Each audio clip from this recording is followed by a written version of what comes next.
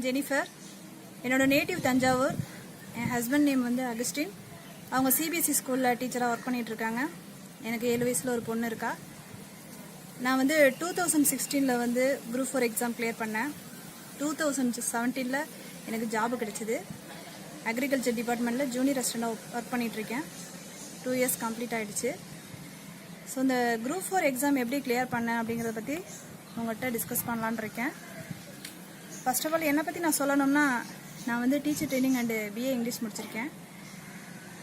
So நான் TET எக்ஸாமுக்கு தான் வந்து சிவியராக ப்ரிப்பேர் பண்ணிகிட்டு இருந்தேன். 2013 வந்து டெட் எக்ஸாம் நான் கிளியர் பண்ணேன். பட் அப்போ வந்து எனக்கு ஜாப் வந்து ஃபேவராக அமையலை. ஸோ நான் டிஎன்பிசியில் இறங்கலான்னு முடிவு பண்ணேன். அப்போயும் எனக்கு வந்து 2 மனசாகவே இருந்தது. டிஎன்பிசி படிக்கலாமா, இல்லை ப்ரைவேட்டாக ஸ்கூலில் ஒர்க் பண்ணலாமா, டீச்சராக ஒர்க் பண்ணலாமா அப்படின்னு சொல்லிட்டு ரொம்ப கன்ஃபியூஸாகவே இருந்துச்சு. அப்போ என்னுடைய ஹஸ்பண்ட் தான் என்னை மோட்டிவேட் பண்ணாங்க. ப்ரைவேட் ஸ்கூலில் ஒர்க் பண்ணுறது வேஸ்ட்டு, நீ வந்து டிஎன்பிசியை படி, அதுதான் உனக்கு வந்து லைஃப் அப்படின்னு சொல்லி சொன்னாங்க. அப்போ எனக்கு 2 வயசில் குழந்தை இருந்துச்சு. ஸோ அவளையும் மேனேஜ் பண்ணிவிட்டு வீட்டிலே இருந்து படிக்கலாம் அப்படின்னு சொல்லிட்டு முடிவு பண்ணேன். அப்புறம் வந்து இங்கே தஞ்சாவூர்லேயே உதயம் கோச்சிங் சென்டர்னு சொல்லிட்டு ஒரு சென்டரில் போய் ஜாயின் பண்ணேன். அங்கே நல்லா கோச்சிங் நல்லா இருந்தது. நோட்ஸ் நிறையா கொடுத்தாங்க, அதோட டெஸ்ட்டு நிறையா கொடுத்தாங்க. அந்த டெஸ்ட்டு வந்து எனக்கு ரொம்ப யூஸ்ஃபுல்லாக இருந்துச்சு. அதாவது எப்படிலாம் அந்த எக்ஸாம் அட்டன் பண்ணலாம், எப்படிலாம் கொஸ்டின்ஸ் வரும், அதெல்லாம் எனக்கு அதில் கிளியராக தெரிஞ்சிச்சு. ஸோ அதை நான் யூஸ் பண்ணிக்கிட்டு அதுக்கப்புறம் வீட்டிலே நான் படிக்க ஆரம்பிச்சிட்டேன். அப்போ வந்து 2-3 எக்ஸாம் நான் அட்டன் பண்ணேன். குரூப் 2 எக்ஸாம் அட்டன் பண்ணேன், குரூப் 2A அட்டன் பண்ணேன், விஓஓ எக்ஸாம் அட்டன் பண்ணேன். ஒவ்வொன்றிலையும் நான் வந்து 110 மார்க்ஸு, ஒன்றில் 120 மார்க்ஸு, 30 மார்க்ஸ் அது மாதிரி தான் எடுத்துகிட்டு இருந்தேன். அதோட நான் அப்புறம் வந்து நவம்பர் 2016 குரூப் 4 எக்ஸாம் அட்டன் பண்ணேன். அதில் வந்து நான் 178 ஸ்கோர் பண்ணேன். அதாவது 200க்கு நான் சொல்லிகிட்ருக்கேன். ஸோ இதுமாதிரி நம்ம வந்து ஏன் அதை நான் சொல்கிறேன்னா, நம்ம ஸ்டெப் பை ஸ்டெப்பாக தான் வந்து இந்த எக்ஸாமை வந்து வின் பண்ண முடியும். நிறைய பேர் வந்து 4-5 எக்ஸாம் அட்டன் பண்ணியிருப்பீங்க, ஆனால் வின் பண்ண முடியலையே அப்படின்னு யோசிச்சுட்ருப்பீங்க. அதனால் சோர்ந்து போயிருப்பீங்க.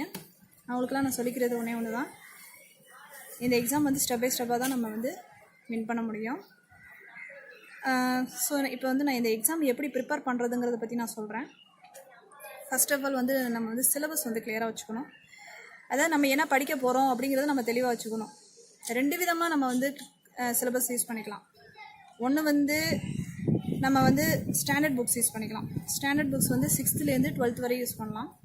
அது வந்து குரூப் 2க்கு தான். ஆனால் குரூப் 4க்கு வந்து 10th வரை யூஸ் பண்ணாலே போதும். ரெண்டாவது வந்து மெட்டீரியல்ஸ் யூஸ் பண்ணலாம். மெட்டீரியல்ஸ்னால் ஒவ்வொரு சப்ஜெக்ட்டுக்குமே ஒரு 3 மெட்டீரியல்ஸாவது குறைஞ்சது வச்சுக்கணும். நான் வந்து மெட்டீரியல்ஸ் தான் சூஸ் பண்ணிக்கிட்டேன். ஏன்னா ஸ்டாண்டர்ட் புக்ஸை பொறுத்த வரைக்கும் எனக்கு சாட்டிஸ்ஃபேக்ஷனாக இல்லை.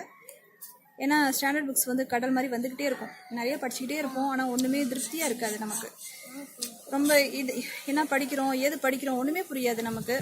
ரெண்டாவது நம்ம அதை ரிவிஷன் பண்ணுறதுக்கே 2-3 மந்த்ஸ் ஆகும். ஸோ நான் வந்து ஸ்டாண்டர்ட் புக்ஸை வந்து அவாய்ட் பண்ணிவிட்டு மெட்டீரியல்ஸை யூஸ் பண்ணேன். அதாவது நான் என்ன மெட்டீரியல்ஸ் யூஸ் பண்ணேன் அப்படின்னா, கணியன்கிற ஒரு புக்கு ரெஃபர் பண்ணேன். அதோட இந்த செல்லுலேயே நிறையா டிஎன்பிசிக்குன்னு நிறையா ஆப் வந்துச்சு. அந்த ஆப்பு தான் நான் யூஸ் பண்ணேன். இதுலேயே வந்து எனக்கு ஒவ்வொரு சப்ஜெக்ட்டுக்கும் 3-4 மெட்டீரியல்ஸ் கிடச்சிது. அதை வச்சு நான் யூஸ் பண்ணிக்கிட்டேன். அப்புறம் வந்து இந்த சிலபஸ்லேயே வந்து நம்ம ஒவ்வொன்றுக்கும் தனித்தனியாக டைமிங் ஒதுக்கிக்கணும். அதாவது ஒவ்வொரு சப்ஜெக்ட்டுக்கும் இப்போ ஹிஸ்ட்ரி எடுத்துக்கிட்டோம்னா அதுக்கு 1 மந்த்து, மேக்ஸ் எடுத்துக்கிட்டோம்னா 1.5 மந்த்து, எக்கனாமிக்ஸ் எடுத்துக்கிட்டோம்னா ஒரு 20 டேஸில் முடிக்கலாம். அது மாதிரி நம்மளே வந்து நம்மளுடைய கெப்பாசிட்டிக்கு ஏற்ற மாதிரி அந்த சிலபஸ்க்கு ஏற்ற மாதிரி நம்ம வந்து டைம் மேனேஜ்மெண்ட் பண்ணிக்கணும். அதுலேயுமே வந்து இப்போ ஹிஸ்ட்ரி வந்து 1 மந்த் நம்ம ஒதுக்கியிருக்கோம் அப்படின்னா அதிலே ஒவ்வொரு நாளைக்கும் நம்ம வந்து டைம் டேபிள் மாதிரி ஃபிக்ஸ் பண்ணிக்கணும். அதாவது ஒரு நாளைக்கு எவ்வளோ நேரம் படிக்கலாம், ஒரு நாளைக்கு எவ்வளோ பேஜஸ் படிக்கலாம், அவங்க கெப்பாசிட்டிக்கு ஏற்ற மாதிரி. இப்போ வந்து ஒரு சிலர் வந்து 15 பேஜஸ் படிப்பாங்க, ஒரு சிலர் வந்து 20 பேஜஸ் படிப்பாங்க. அவங்க கெப்பாசிட்டிக்கு ஏற்ற மாதிரி நம்ம வந்து எடுத்துக்கலாம். நான் வந்து ஒரு 15 பேஜஸ் படித்தேன். அதுலேயுமே நம்ம டைமிங் வச்சுக்கணும்.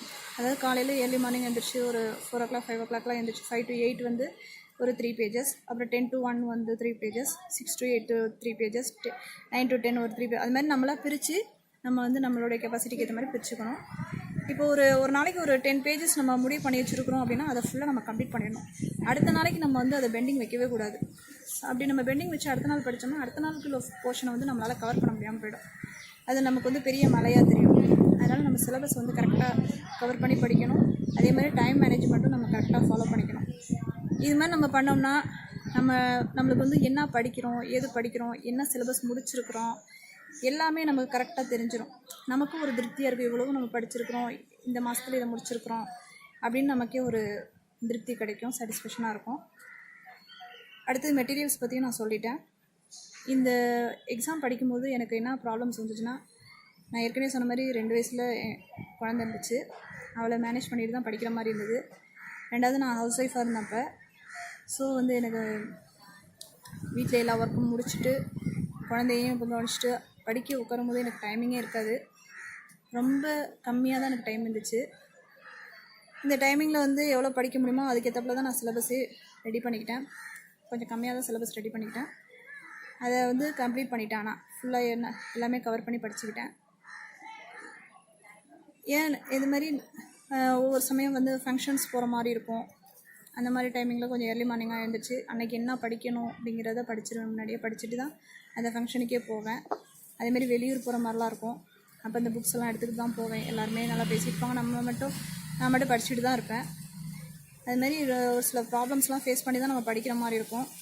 இது ஏன் நான் உங்களுக்கு சொல்கிறேன்னா, நீங்களும் உங்கள் எக்ஸாம் நீங்கள் ப்ரிப்பேர் பண்ணும்போது உங்களுக்கு நிறையா ப்ராப்ளம்ஸ் வரும் நம்ம சோர்ந்து போயிடக்கூடாது, படிக்காமல் விட்டுறக்கூடாது. எல்லா ப்ராப்ளம்ஸையுமே நம்ம ஃபேஸ் பண்ணி தான் நம்ம படிக்கணும். அப்புறம் எக்ஸாம் எப்படி அட்டன் பண்ணுறது அப்படிங்கிறத பற்றி சொல்கிறேன். எக்ஸாம் வந்து 3 hours இருக்கும். இப்போ நான் எக்ஸாம் எப்படி அட்டன் பண்ணுறது அப்படிங்கிறத பற்றி சொல்கிறேன். எக்ஸாம் வந்து 3 hours, 200 மார்க்ஸு. நம்ம வந்து ஃபஸ்ட்டே டைமிங் பிரிச்சுக்கணும். அதாவது ஒவ்வொரு 50 கொஸ்டின்ஸுக்கும் வந்து 30 minutes நம்ம ஒதுக்கிக்கணும். அதுமாரி ஒதுக்கிட்டிங்கன்னா ஒரு 2 hours வந்து நீங்கள் 200 கொஸ்டின்ஸும் அட்டன் பண்ணிடலாம். அதுக்கப்புறம் 1 hour இருக்கும். அந்த 1 hour வந்து நீங்கள் மேக்ஸுக்காக ஒதுக்கிக்கோங்க. இந்த எக்ஸாம் அட்டன் பண்ணும்போதே மூணு விதமாக நம்ம பிரிச்சுக்கணும். ஃபஸ்ட்டு வந்து நம்ம கொஸ்டின் கொடுத்தோடனே டேரெக்டாக நமக்கு தெரிஞ்சிருக்கும், நிறைய வந்து நமக்கு தெரிஞ்ச கொஸ்டினாகவே இருக்கும், உடனே அட்டன் பண்ணிடலாம். அந்த மாதிரி கொஸ்டின்ஸ்லாம் டேரெக்டாக அட்டன் பண்ணிடலாம். 2வது நம்ம என்ன தான் கொஸ்டின்ஸு படித்து பார்த்தாலும் யோசித்து பார்த்தாலும் எப்படி இது பண்ணாலும் அந்த கொஸ்டின் நமக்கு தெரியாது, நம்ம நாலேஜில் இல்லாமல் இருக்கும். அந்த மாதிரி கொஸ்டின்ஸை வந்து நீங்கள் வந்து ஏதோ ஒன்று சூஸ் பண்ணி அந்த டைமிங்கில் அடிச்சிருங்க. இன்னும் ஒரு சில கொஸ்டின்ஸ் இருக்கும், அது வந்து கொஞ்சம் நம்ம யோசித்து பார்த்தோம்னா ஒர்க் அவுட் பண்ணலாம் அப்படிங்கிற மாதிரி இருக்கும். மேக்ஸ்லாம் முக்கால்வாசி அப்படி தான் இருக்கும், நம்ம ஒர்க் அவுட் பண்ணால் தான் போட முடியும் அப்படிங்கிற மாதிரி இருக்கும். அந்த மாதிரி கொஸ்டின்ஸை பெண்டிங்கில் வச்சுருங்க. அதை வந்து இந்த லாஸ்ட் 1 hour வந்து நீங்கள் அந்த கொஸ்டின்ஸ் எல்லாம் ஒர்க் அவுட் பண்ணிக்கோங்க. இது மாதிரி நம்ம ஃபாலோ பண்ணோம்னா அந்த 3 hours நம்ம டைமிங் கரெக்டாக ஃபாலோ பண்ணிக்கலாம். இது ஏன் சொல்கிறேன்னா, நிறைய பேர் வந்து நல்லா சிவியராக படிச்சிருப்பீங்க, நல்லா எக்ஸாம் எல்லாம் அட்டன் பண்ணி நிறையா எக்ஸாமுக்கு நல்லா ரெடி பண்ணியிருப்பீங்க. ஆனால் இந்த அட்டன் பண்ணுறதுல மிஸ்டேக் பண்ணிடுவீங்க. அதாவது டைம் மேனேஜ்மெண்ட்டை விட்டுருவீங்க. ஒவ்வொரு கொஸ்டினையும் யோசிச்சு எழுதுறேன்னு சொல்லிட்டு நிறைய டைம் எழுதுருவீங்க. ஒரு 100 கொஸ்டின் எழுதுறதுக்கே 2 hours ஆகிடுவீங்க. அப்புறம் மீதி 100 கொஸ்டின் இருக்கும், ஃபுல்லாக நம்மளால் கம்ப்ளீட்டாக அட்டன் பண்ண முடியாமல் போயிடும். ஸோ நம்ம படித்து அட்டன் பண்ண முடியாமல் போயிடும். அதனால் சொல்கிறேன், டைம் மேனேஜ்மெண்ட் ரொம்ப முக்கியம். ஸோ இது மாதிரி தான் நான் எக்ஸாமுக்கு ப்ரிப்பேர் பண்ணேன். நான் சொன்ன டிப்ஸை யூஸ் பண்ணி நீங்களும் ப்ரிப்பேர் பண்ணுங்கள். எக்ஸாமுக்கு கண்டிப்பாக உங்களால் அச்சீவ் பண்ண முடியும். உங்களுக்கெல்லாம் 2 விதமான கொஸ்டின் வரும். ஒன்று வந்து லட்சக்கணக்கான பேர் இந்த எக்ஸாம் எழுதுகிறாங்களே, நம்மளால் வின் பண்ண முடியுமா அப்படிங்கிற ஒரு கொஸ்டின் வரும். அவங்களுக்குலாம் நான் சொல்லிக்கிறது ஒன்று தான், 10 லட்சம் பேர் எழுதினாலும் அதில் சிவியராக படிக்கிறவங்க ஒரு 50,000 பேர் தான் படிப்பாங்க. அதுலேயும் நமக்கு வேண்டியது ஒரே ஒரு போஸ்டிங் தான். அந்த ஒரு போஸ்டிங்க்கு நம்ம படித்தா போதும். கண்டிப்பாக நம்ம அந்த ஒரு போஸ்டிங்க்கு எப்படி ட்ரை பண்ணி படிக்கணும்னு படித்தோம்னா நம்மளால் கண்டிப்பாக அச்சீவ் பண்ண முடியும். ரொம்ப கான்ஃபிடெண்ட்டாக இருங்க, கண்டிப்பாக அச்சீவ் பண்ணலாம்.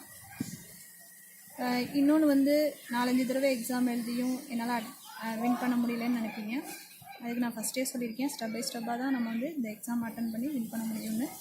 ஸோ நீங்கள் வந்து மனசளவில் சோர்ந்து போயிடாங்க, முழுமையாக ட்ரை பண்ணுங்கள், நிறைய டைம் ஒதுக்கி படிங்க, கண்டிப்பாக உங்களால் வின் பண்ண முடியும். So thank you friends, all the best for your exams. Thank you.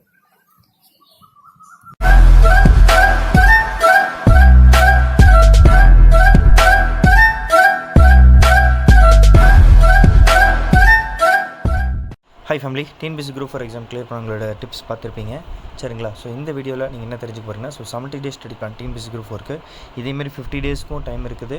So 40 days 30 days அந்த பிளான் இருக்குது, 90 டேஸ்க்கும் இருக்குது சரிங்களா. ஸோ இன்ட்ரெஸ்ட் இருக்கவங்க எந்த டைமில் ஜாயின் பண்ணுறீங்களோ அதுக்கு தகுந்த மாதிரி இண்டிவிஜுவல் கைடன்ஸ் இருக்கும், நீங்கள் அப்போ ஜாயின் பண்ணிக்கலாம் சரிங்களா.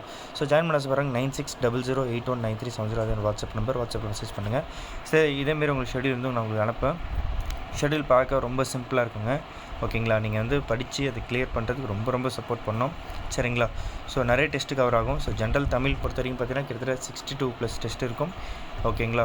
ஸோ அதேமாதிரி ஜென்ரல் ஸ்டடீஸ்க்கு 300+ டெஸ்ட் இருக்குது. So current affairs daily current affairs 30 questions கொடுத்துட்ருக்குறோம். ஸோ அதேமாதிரி இம்பார்ட்டன்ட் கரண்ட் அஃபேர்ஸ் டெஸ்ட்டும் கொடுத்துட்ருக்குறோம் சரிங்களா. ஸோ இதேமாதிரி குரூப் 1 கோர்சஸ் இருக்குது, குரூப் 2 கோர்ஸ் இருக்குது, ப்ரிலிம்ஸ் அண்ட் மெயின்ஸு ஓகேங்களா, எல்லாமே இருக்குது, பக்காவாக இருக்குது. ஸோ இன்ட்ரெஸ்ட்டுக்கும் ஜாயின் பண்ணிக்கோங்க. Bye from take all the best.